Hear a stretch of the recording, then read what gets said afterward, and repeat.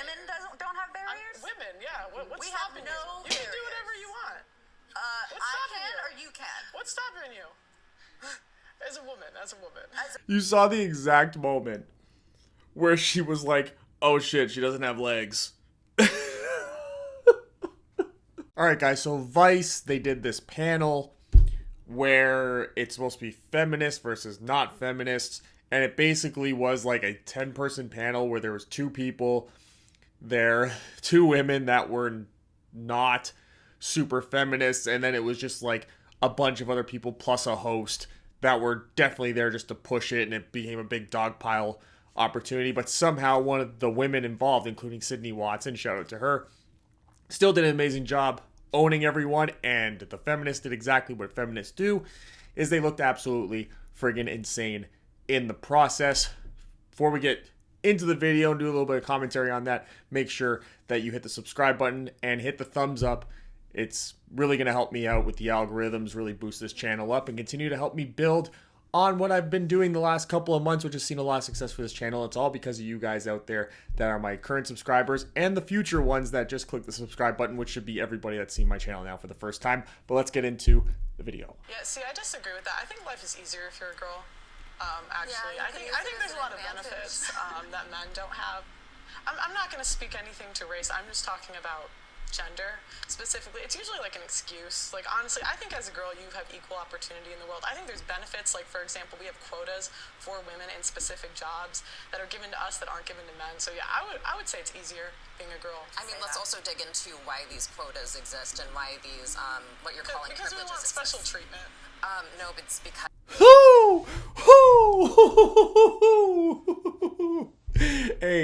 Hey, isn't that the great opening quote of it all?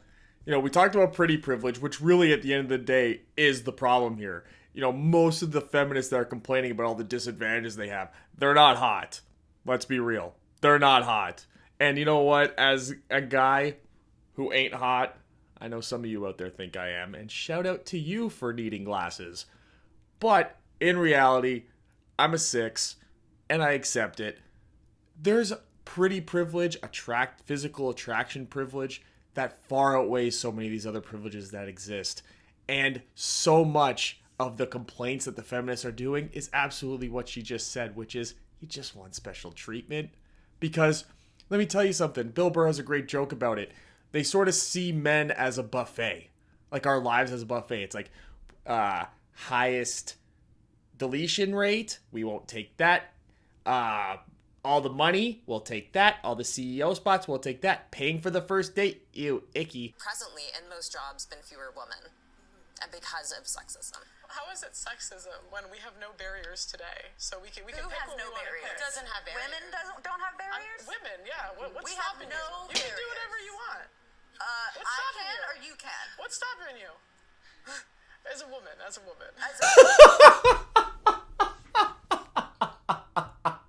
You saw the exact moment where she was like, oh shit, she doesn't have legs. You're speaking as an able-bodied woman. I That is understand. white. Presents white. Of course there's going to be other barriers if you're disabled, I'm sure. Like, I'm talking about as a woman. So you're just going to ignore White the women pay have it gap. easier, yes. I would agree. What? You're just going to ignore the pay gap, regulation over body. Oh my god, the pay gap. The pay gap. Oh boy. Like, is it 2014 still? Do we need to go back to like 2015, 2016 freaking Facebook conversations here? We're still talking about this. It's been debunked so thoroughly, so often, by so many people that would know, economists. And here's the thing. These feminists, they don't even understand the data that they're presenting. Because if they did, they would know that up until I think it's the age of 34, women, on average, out-earn men. Because women are generally more educated. They have a higher value of their education. They get better degrees. And they get jobs a lot sooner. Men are generally working in labor fields where the starting rate is generally pretty low.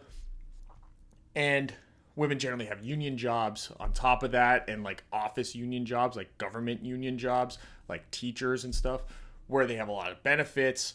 And it's only after that age, I think it's 34, it might be 32. It's one of those two. Only after that do men then start to earn more than them, does the gap begin to close, and then men sort of pass them a little bit. Now, that has nothing to do with women getting paid less to do the same work.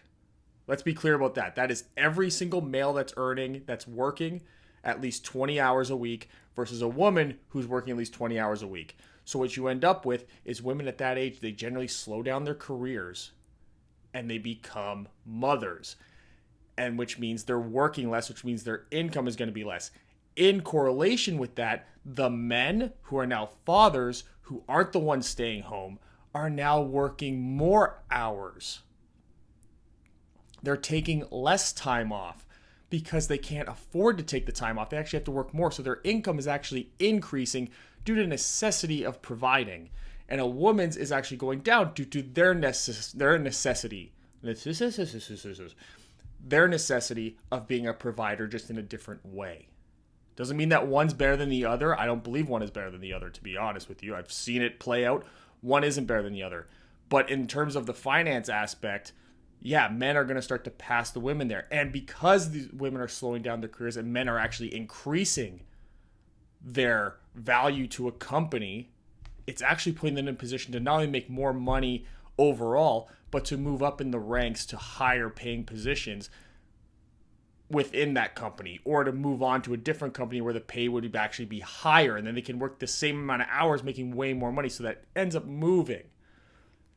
Now you can argue that, well, men end up in certain fields because women are oppressed and yada yada yada, which also has been long debunked. And I'm going to pull up the article now from The Atlantic. Not exactly a right-wing publication, where it was Olga Kazan, shout out to her, where she actually found out that the more gender equality there is, the fewer women enter the STEM fields. And the STEM fields are like the science fields and stuff. The ones that where you look at, on average, the pay is a lot higher than, say, a kindergarten teacher or a social worker or whatever. And it says the new study explores a strange paradox. In countries that empower women, they are less likely to choose math and science professions.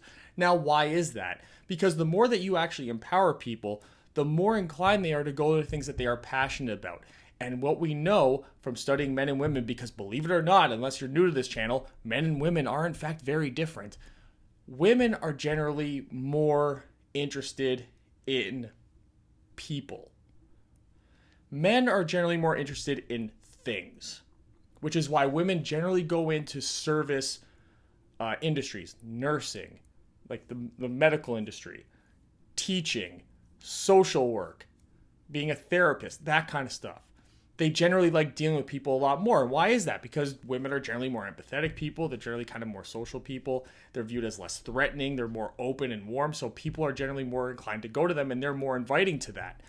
Men, because we're generally more brutish, and believe me, we'll get to the physical aspect a little bit later in this video. It's exactly what you think it is, but we're not going to do it now. I'm just going to use this as an example. We're generally going into more labor fields. We're generally less educated, which means more labor fields. Coming off of that stuff, generally the guys that are on the higher IQ ends, they end up being the architects or the scientists that design all these objects and these goods and these devices that then other men who are inclined physically in that type of a way will then build the things. So they're all interconnected, and there's just more money in things like science and technology, especially now. I mean, look at what you're doing right now. You're sitting there on your phone or on your laptop or on an iPad, whatever device it is that you're on. There's so many that you could be watching this on. It's going in that direction, and there just has to be more men in that field. But here's the thing. The women in those fields make the same amount of money as if they're doing the exact same job. And that's the big distinction that we have to make. It's different people doing different jobs. It's just the jobs happen to make different amounts of money. It just so happens that the STEM fields make more money than, a nurse does. Is that right? Is that wrong? I don't know. But it's just the way it is. It's got nothing to do with the sexism of it, because a male nurse makes the same as a female nurse does. If they've been working at the hospital for the same amount of time, they're making the same amount. And also, it's like women aren't becoming nurses and teachers. Women aren't becoming school teachers because of sexism. They're becoming school teachers because they like teaching kids. They have a specific affinity for kids and being a caregiver and helping raise the future generation naturally.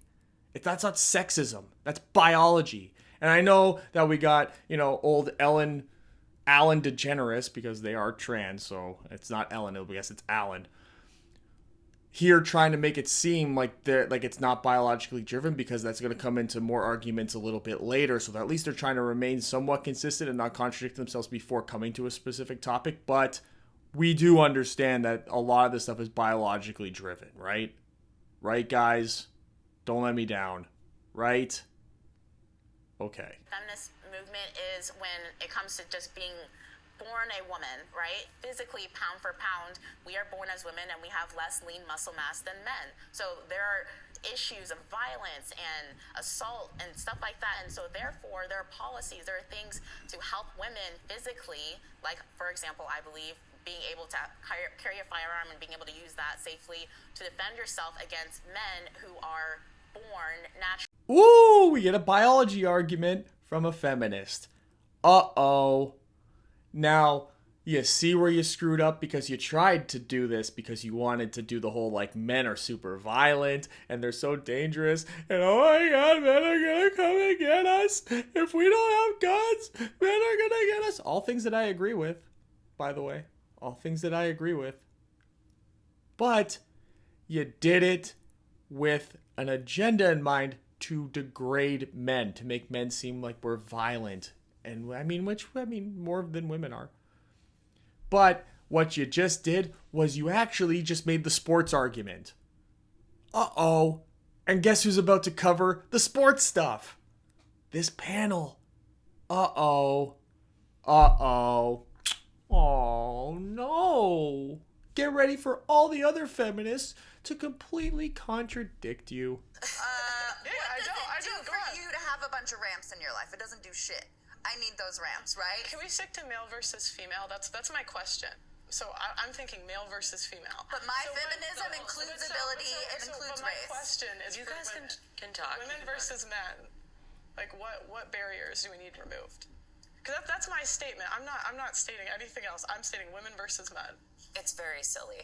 So what barrier? Why I is just it silly? want to. The question it's a is fair silly. question. So, yeah, but It's not a fair question. It's how is it not a fair question? You notice how they just can't answer the question? We'll get to the sports thing in a bit. I thought this was important to throw in there because it just shows how they deflect when somebody tries to stay on topic. Everything was about men versus women. That's what the whole thing was about. It's feminism. That's what feminism is about. And then they start doing my feminism includes race and disability, where it's like, well, that has nothing to do with men and women, because both men and women can be disabled and of whatever race it is that they're born of.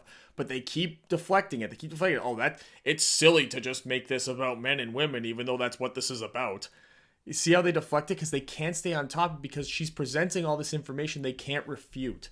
They can't refute any of her points at all. So they just deflect. And now they make it about this woman here who's just but I have no legs. It's like, okay, we get it. I get it. You got no legs. If you didn't lose your legs in an unfortunate leg losing accident, what would you have that you wouldn't have if you were a guy, basically? And they can't answer that. Like, well, my feminine. What is the biggest issue then that feminism faces? I think it's the mindset. Women taking the agency, women taking initiative. I think it's mindset holding them back a lot, because if you want to be in a competitive world and compete, you have to have the right mindset. And I think a lot of people blame their lack of confidence or what society tells them for the reason that they're not achieving what they need to achieve, when that's not the case. You have to have the mindset of achieving, because the men who built the world had the mindset of building it. So the women who want to engage and build that further, they need to have that same mindset. I don't think we do. I think that's assuming that we all want to be capitalist babies.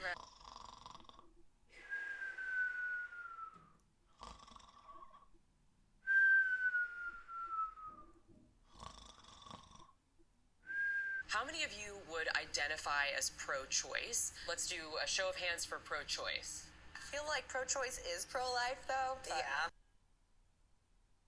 I feel like pro-choice is pro-life, even though the whole aspect of pro-choice is that we're killing babies, which is not life proing. Right, especially when you're thinking about women and girls who would be forced to have these children who are already living in very traumatized and scarce situations. You want to ask about barriers? That's a barrier right there. Women in poverty aren't able to access the way that rich women are, and no matter what happens, rich women are gonna keep getting abortions, and people in poverty are gonna not. And the choice, opening it up, the overruling is marginally affecting people of color, people in poverty, way more than people who are gonna get access to those abortions. Actually, anyway. incorrect. You're the misquote. There's actually more abortions for people in poverty. See, here's where she's wrong. Because when you look at the state of New York, you're actually equally as likely to be born as you are aborted if you are a black baby. If you're born as a black baby, you are equally as likely to be aborted. There are more black children that are aborted than any other. So this talk about access, the per capita on abortion is astronomically the majority for African American black people. African American black people. You want to know why I said African American black people? Because Elon Musk is African American and he's white. So it wasn't a mistake. It was an accidental, perfect distinction. But yeah, So this whole myth about like, oh, what about the black women that are gonna have to have babies? It's just not a thing. Per capita, there's more abortions done on black babies than any other race. Per capita, of course, because there's only 13% of the population in the United States is black, and then another like 60-something% is white. So obviously, just based on those numbers, the sole number is obviously going to be higher for whoever the majority is. But the rate, the percentage. I want to talk about transgender issues. Should trans women... I would know. Guess what? I'm a guy. I don't know every single stat there is about guys. Just because you're a guy doesn't mean you know stats. Just because you're a woman doesn't mean you know stats. In fact, if you're a guy, statistically, let's go back to that, you're actually more likely to know stats if you're a guy because, STEM. But, Women be included in feminist conversations. How about in women's spaces? Yes, they're women. What's the question? Pearl, Trans women are women. You knew that was gonna be old Legless McGee's answer, though, right? You knew Tree Stump over here was gonna. I'm so sorry. That's so mean. Maybe I don't know why she doesn't have. Sorry. Let's move on. So I want to come at this from the position of an athlete. Oh, Jesus. You hear the answer? I want to come at this from the position of an athlete. They go, oh, Jesus. Oh, why? Because the facts are about to get laid down? Oh, Jesus. So annoying from an athlete. Because we don't even play sports, so why do we care about them? If I don't care about sports, nobody should care about sports. Like, sports are stupid. Sports are so stupid. So I play semi-pro basketball, semi-pro volleyball. So when it comes to like athletic spaces, I don't think that trans women should be allowed into athletic spaces because I don't think it's a fair. I think as female athletes, we work so incredibly hard for the little opportunity there is in women's sports. Would this be a barrier for you? There's no barrier. There's less opportunity in some industries. That's what a barrier is. There's less. For somebody who can't get up and walk away from a conversation, you talk a lot of shit. That's my last comment about. It's not, no. It's based on the market. Okay, hold on, guys. Okay, so again, we work very hard for the little opportunity there is in the space because we're not as entertaining as the men. Sorry, we're just not. And so it's like you're going to take the little opportunity that we're given. And the problem is, we can't compete. We can't. I'm 6 foot. If I go up against a 6 foot guy and I play basketball with him, he's gonna body me. And what happens if I go up against you? Even if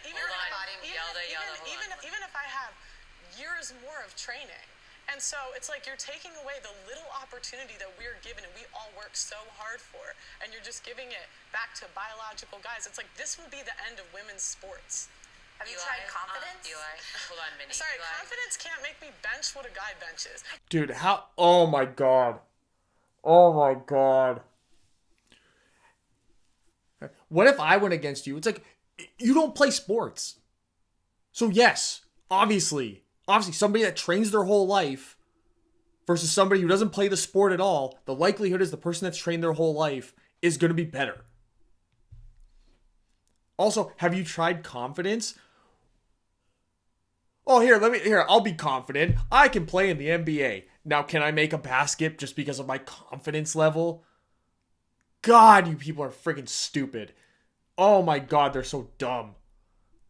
Like this is always the argument that they make, and they're all gonna try and make it. I don't know how much of it I'm gonna put in because I'm gonna make you maybe stomach it too. But you have the argument always is they go, it's if I say something like Serena Williams is the best female tennis player of all time, but she's not the best tennis player of all time because she's a woman.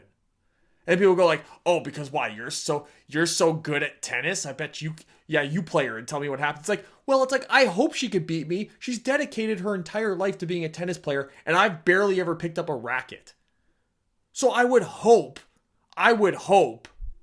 she better wipe the tennis court with me if we ever played tennis together, right? She should beat me to death. But I'm not her equivalent in the sport because I've never done it. Take somebody who has done the amount of training that she's done to some degree. Let's take Roger Federer. Roger Federer would destroy her. In fact, probably she'd be about maybe the 205th ranked man if she played with men in tennis. You want to know how I know that? Because I think it was like the 203rd or 204th ranked man actually destroyed her in a tennis match. And he was like smoking, he was hungover, and he whooped her ass. That's what happens when you play even remotely close to a male equivalent. The greatest of all time, Serena Williams, the greatest woman, maybe the greatest woman athlete of all time, couldn't beat a guy who maybe did as much training as she did and was hungover and smoking cigarettes at the time in which they played each other. And she was in prime Serena Williams playing tennis mode. So let's save the condescension and the smart ass comments, feminists. Okay? That's the reality of it. I didn't give you some like half-ass female example. I gave you the pinnacle of female athleticism and the 205th ranked guy in that same sport. And who won? Who whipped whose ass? That's the reality of it. Doesn't mean Serena Williams is not a great athlete. It just means that it's not the same. And if you don't believe me, she said it herself.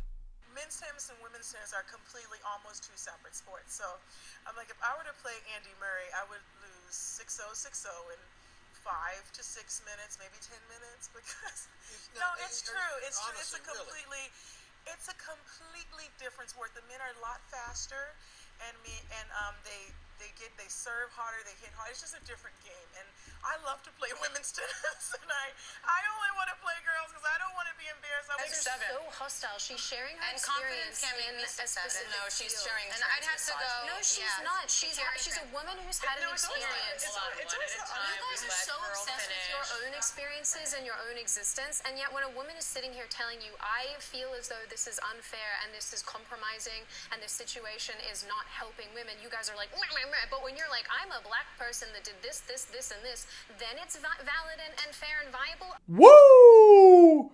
Oh, Sydney Watson. Oh, girl. Are you single? Can somebody clip this part and send this to Sydney Watson? Hey, Sydney, baby, sweetheart. How you doing? I'm Will, and I have this small YouTube channel. I know it's not that big, but I promise you it's the smallest thing about me. And I really, really would love the privilege of getting to know you a little bit more on a personal level. So whether it's just us, discussing certain topics, maybe over a Zoom call, maybe like that kind of a thing, just having a nice conversation to post online, or maybe just one that's a private one for me and you, I would love to do that. You're wonderful. You're smart, you're beautiful, and you're intelligent. And I really hope that one of my 2,000 subscribers at the time of this recording, I know it's very small, but like I said, smallest thing about me. I hope they send this to you. Eli, I want to give you the chance to respond. So this is basically a joke of a talking point. Everyone has biological advantages in sports. How tall are you? 5'11" and a half. I'm tall. I'm 5'8". I am a trans woman.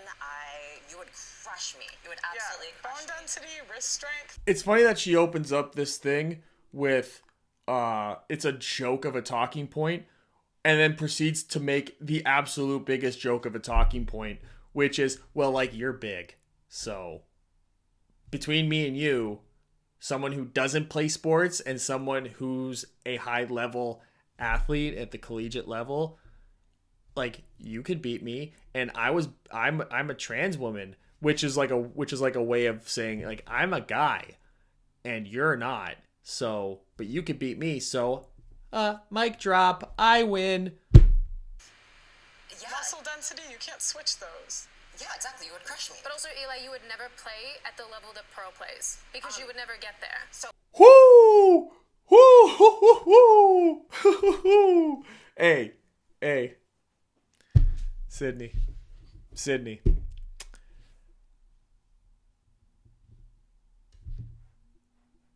Let me give you a few more examples here, too. So, Michael Phelps produced more lactic acid in his body, which caused him to swim better than any of his competitors. This was widely celebrated, and nobody contested it. Now, this is a performance-enhancing hormone. So, we all have different bodies. And now, I'm not saying that trans women who aren't on hormones should participate, but every major medical and every major sports organization agrees that trans women who have been on hormones for between 1 and 3 years, depending on the organization, have the same competitive abilities. The study that you're referencing had like 7 people participated. That's misinformation, by the way. I'm referencing several different studies. I'm a trans woman and a researcher. It's getting personal. I don't want it to be personal. I'm a trans woman and a researcher. And then the host goes, it's getting personal. When did it get personal? When all these people started attacking people for being, quote, pretty privileged and being white and being cisgendered, whatever the hell that even means. Like, you mean it wasn't personal before that? It only started getting personal when Sydney Watson, who I love, brought up the fact that this person's study was complete crap.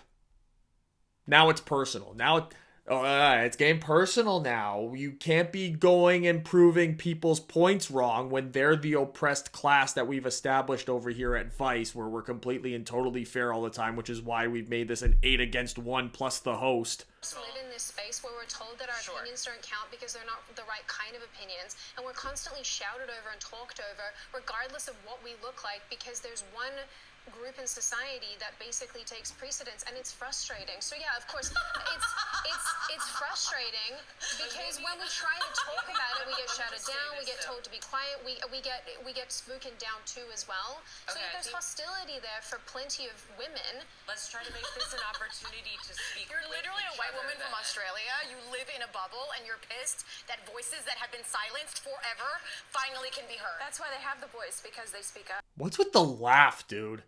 Like, this is how you know that person has some type of privilege, because only someone who's never been punched in the face would do that. How about beauty standards? We talked a little bit about this. This got brought up at the beginning. How does that tie into femininity? Sorry, I'm very into this idea because I do think it is one of the larger intersections that just doesn't get very discussed, which is, like I was talking about before, barriers and friction are placed up around bodies. And the fatter I get, the older I get, the less people will listen to me, the less value I will have for society. So, you know, I'm already starting out as a woman with no legs. If I had something on my face, I have my beauty. That's one of my privileges. I have my whiteness. That's one of my privileges. I used to have thinness, and now I'm getting fatter.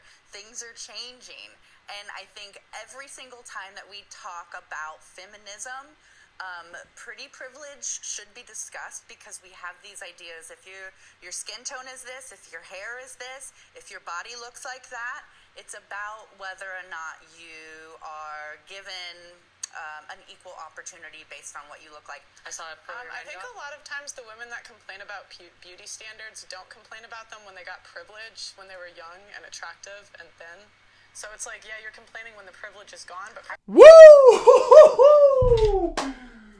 Woo!